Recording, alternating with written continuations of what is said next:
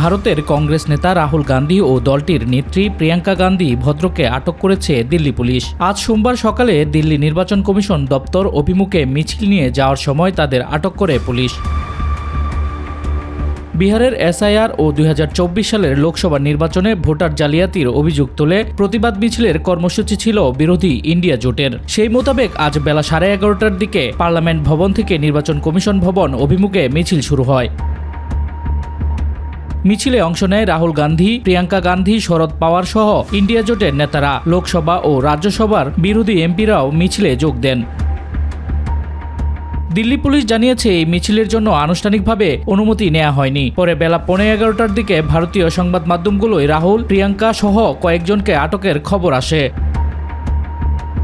ভারতের বিহার রাজ্যে নতুন করে ভোটার তালিকা তৈরি ও ভোটার হওয়ার যোগ্যতা নিয়ে ইসি যেসব শর্ত দিয়েছে তা নিয়ে মূলত কংগ্রেস সহ শরিক ইন্ডিয়া জোটের ঘোরতর আপত্তি রয়েছে।